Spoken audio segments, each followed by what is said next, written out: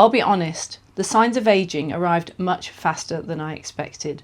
Redness, hooded lids, uneven skin tone. But at 50, I'm not trying to look younger, I am refining my look.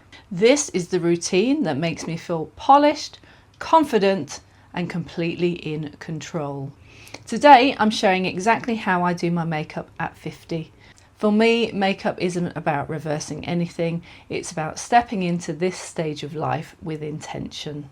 This is the routine that makes me feel polished, lifted, and ready for anything. I want to review with you some of the skin issues that I'm dealing with, not to depress you, but to make you understand that you are not alone in dealing with these problems. So some of the things that bother me about my aging skin are the redness on my face, the kind of unevenness in the colour, the red veins I'm now seeing, particularly around my nose here and across my eyelids. The drooping eyelids. I never really thought of myself as someone with hooded eyes, but now I'm starting to think that I need to contend with a hooded eyelid. I have a lot of lines appearing around my eyes and my lips, and if I kind of squinch my face up, you can see them. I've got a lot of uneven skin colour, so I've got a lot of sun damage here, lots of sort of brown patches, white patches, and this extends all the way down my neck where I've got some acne scarring. I've got lots of white marks from acne from my younger years. And just general sun damage all over, I would say. So that's a few of the things that I'm contending with, and the purpose of today's video is to say, don't worry about those things. We can make them magically disappear with a bit of makeup, and by the end of this video you'll see that it really doesn't matter, and all that matters is how we feel about ourselves. I'm going to start on my brows. I'm going to brush them up a little with this Patrick Tarte lamination gel. I'm fortunate to have dark brows, and I don't really feel like I need to fill them with a pencil. I sometimes do see a kind of a patch where I think, oh, that might look better filled, but we will leave that for future Marie to deal with. And right now I'm just going to focus on brushing them up and out of the way so that they look nice and tidy. The first product I'm going to apply today is this Estee Lauder Futurist Aqua Brilliance Watery Glow Primer. I think primer is completely optional, but today we are going to use everything at our disposal, and I think this gives a nice youthful kind of moisturised finish to the look. So I'm going to go in with this first of all.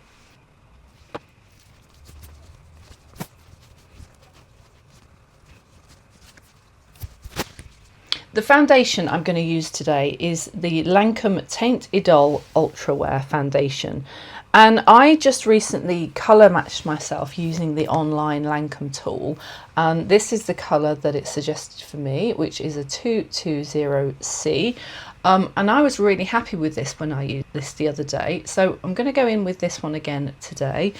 I'm going to put a pump of it here on my Perspex palette and then apply a few dabs all over, and we'll blend it in.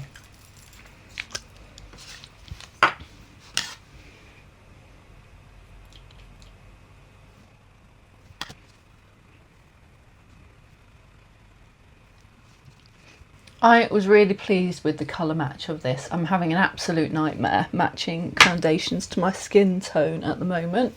And I think some of the reason for that is that I have been given a kind of an undertone or a colour analysis result that is cool, but my skin sometimes looks neutral, sometimes looks pink, sometimes looks yellow, sometimes even looks a little bit olive. So I can't exactly just follow the kind of like neutral, warm, cool guidance on the foundation labelling system, because it's a bit different for everyone. And for example, this is labelled as a C, which means that it is cool, and yet it is not remotely pink, and that's what puts me off a lot of the cool tone foundations, is that they have a kind of a pinkness to them, and I don't want my makeup to look pink, frankly. So I am just kind of experimenting at the moment with lots of different shades and seeing which ones look best. I did think I was onto something with olive colouring for a while, but then I looked back and I thought, no, it looks a little bit too green. So I'm going to keep trying different shades. If you're interested, you can keep watching my videos. You'll see me trying on lots of different shades of foundation, so that you can sort of see how the different shades look, the neutrals, the warms, or the cools. And I'm hopeful that that will kind of give me a lot of kind of examples to work with, so that I can decide what I actually prefer.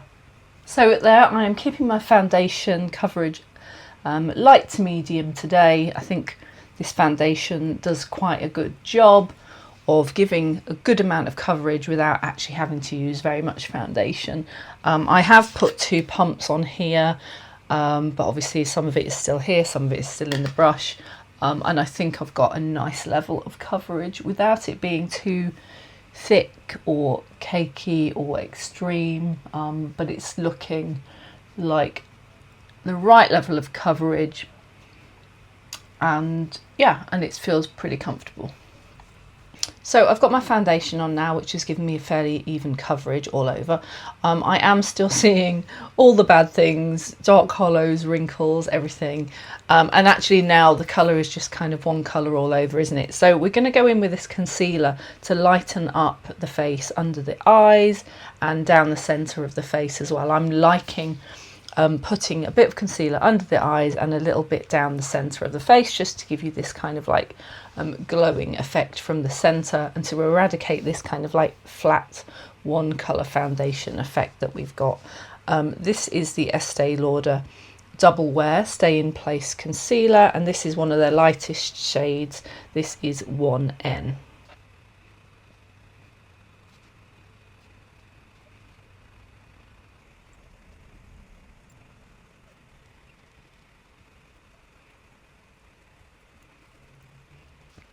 And because this concealer is very light, I'm going to re-dab into my foundation on the palette and try to blend the 2 shades together a little bit more.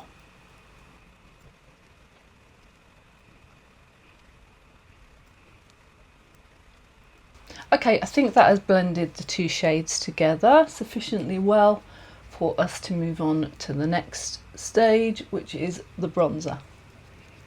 So the idea of the bronzer is to give us a bit of a sun-kissed glow. We are going to go on what they say is the high points of the face, so across the top and down here. We're going to contour a little bit under the cheekbones, a little bit on the nose, and a little bit under the chin, and that will just bring us some warmth back to our face. And I'm going to go in with one of my favourite bronzers, which is the Bronze Goddess by Estee Lauder. This is in the shade 01 Light, which I think is their lightest bronzer, and that's really natural looking on my skin tone. Make sure to brush it into your hairline so there aren't any telltale white marks around the edges.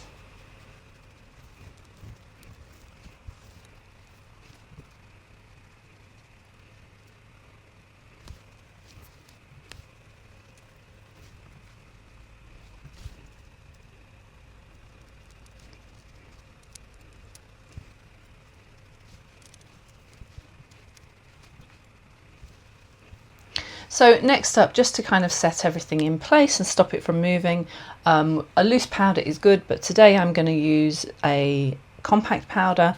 I'm going to use the Dior Forever Nude Matte Filter. This is in the shade 02 Light. And that is just a simple compact powder to make sure that everything is set in place.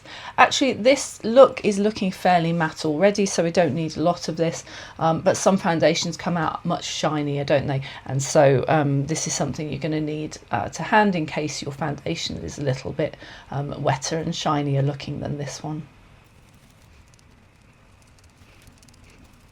The other advantage of a lot of these powders is that they do tend to have a blurring effect, when I started to introduce powders into my routine, I realised that I had been missing out a little bit on this blurring effect that a lot of them do offer. So something that's been bothering me lately has been my eyeshadow pigment not sticking and looking true to colour on my eyelids. I'm finding it sometimes goes a little bit translucent, and I'm disappointed with the amount of pigment I'm seeing. So today I am going to try something new for the first time.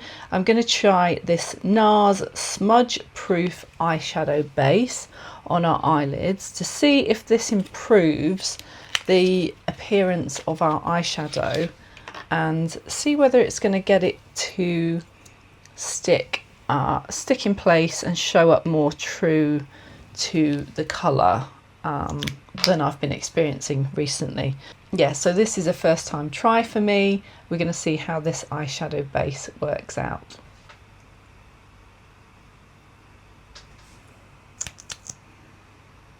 I don't have any experience using this, so we're just going to do our best. I've just applied a little bit on each eyelid and we're going to try and smooth that out across the eyelid and hope that that grabs onto our eyeshadow in the way that we want it to. I have also heard that the Estee Lauder Double Wear Concealer works as a very effective eyeshadow base as well. And probably if you want a bit more colour coverage on your eyelid, that might be the way to go. This is a sort of a clearish product, although actually it's giving us a little bit of a white cast on the eyes, isn't it? So I've prepared a range of eye products to go with today. The main things I'm going to be using are this Tint Idole, which is a liquid eyeshadow from Lancôme. I think this is in the shade Hot Lava. And this worked out really nicely last time I tried it. I'm also going to dip into the Lancôme Adventurous palette.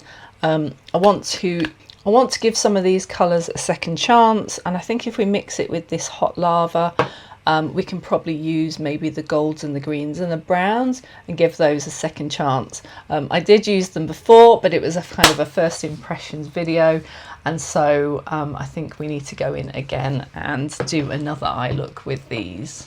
I also have a range of eye pencils to hand, and we'll just see which ones we use as we go along. I have an eye brightening one from Tarte, which goes in the lower waterline. I have a brown from Tarte as well. I also have this Stay All Day Smudge and Set Waterproof Gel eyeliner from Stila in brown. And then I have a couple of eye pencils from Dior Beauty. I think they do really lovely eye pencils and in unusual colours as well. One is in nude shimmer and the other is in smoky taupe shimmer. So we might give these a go as well. We're going to just sort of play with these colours here and see what happens.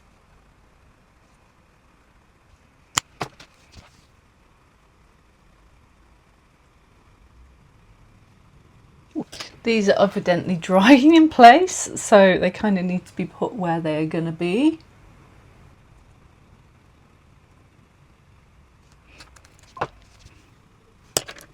Wow, these are drying down really fast.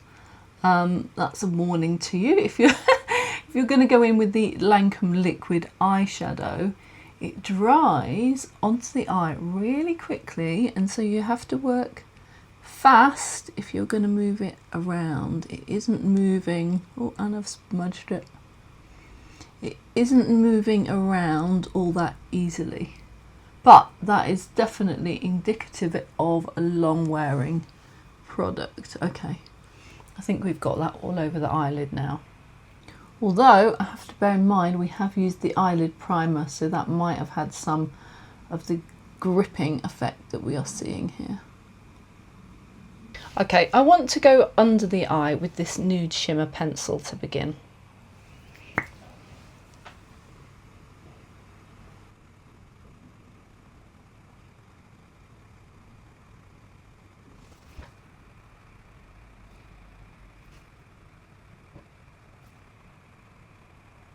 Okay, let's go in with the Adventurous palette.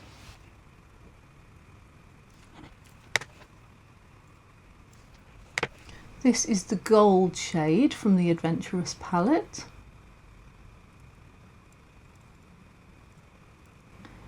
This is the brown shade from our Adventurous palette.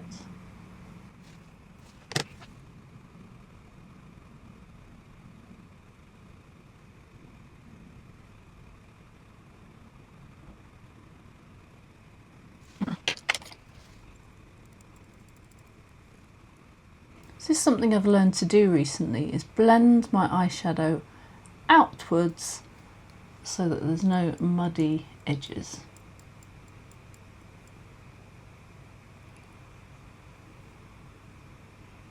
Let's take some of that brown under the eye.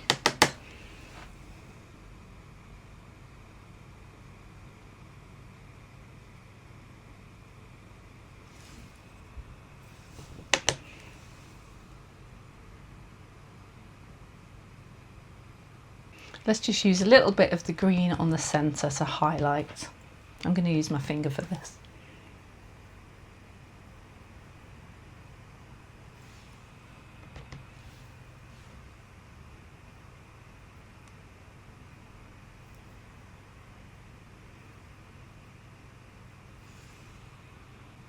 I'm going underneath with a dab of the green as well. Okay, I'm pretty pleased with that. I'm going to go in with this Stila brown eyeliner just above the line to have a little bit more definition. It says it's a smudge and stay, so we'll see if we can smudge it out a little as well.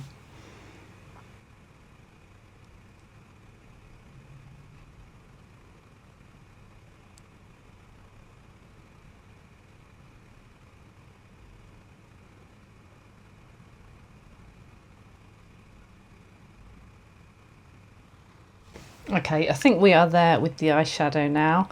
We'll move on to our mascara. But before we do, let's go in with our blush. Okay, so I have got two blushes today and one highlight for us to use. The first blush is Yves Saint Laurent in the shade 06. The next blush is from RMS Beauty and is in the shade Crystal Slipper.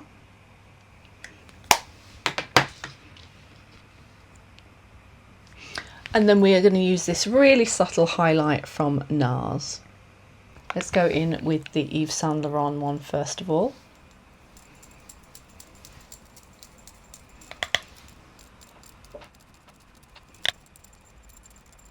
I've picked really natural shades today. Something that's not going to stand out bright pink. That's just going to give us a nice natural looking flush. I find it helpful to bring a little bit up on the temples so you have some colour, a little bit on the nose and even a little bit on the chin so the colour appears evenly around the face. Next up is our Crystal Slipper from RMS Beauty.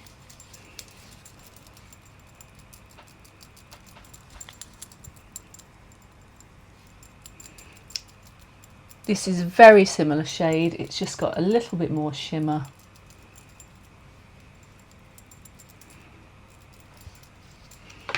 And I'm just going to sweep that across my eyebrows as well.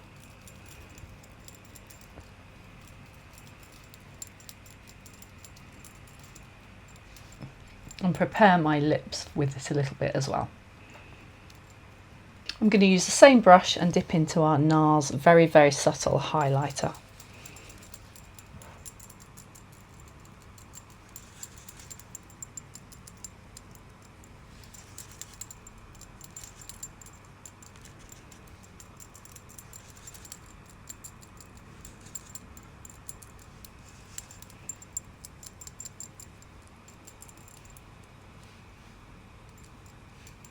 Right then, it's time for our mascara. I'm going to start with the Lancôme Mascara Boosting Primer. I am then going to do my top lashes with the Lancôme Hypnose Drama, and I'm going to do my little lower lashes with the Lancôme Idol Flutter Extension, which has a really tiny little brush, which is great for getting into the lower lashes.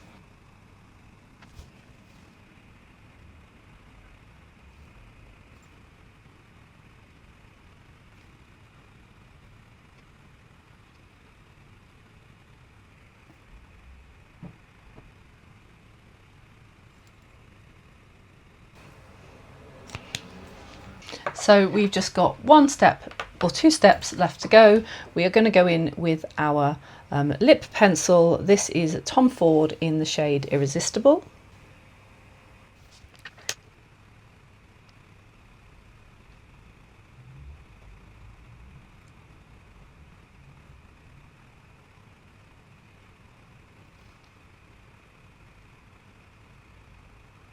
And I like to fill in my lips a little with the pencil so that you have a graduated colour rather than a stark outline. And then I've got a few shades to pick from here. Let me hold them up while I pick the best shade for today. I think this one is jumping out at me today, and this is a Christian Dior Mini in the shade Nude Look.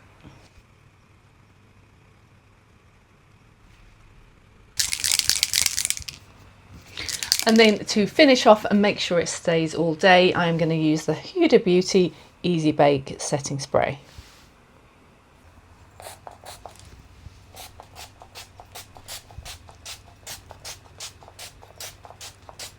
So here it is, our final look for makeup at 50. I hope you agree with me that this routine is one that will make you feel elegant and in control and entirely self-confident like it does for me.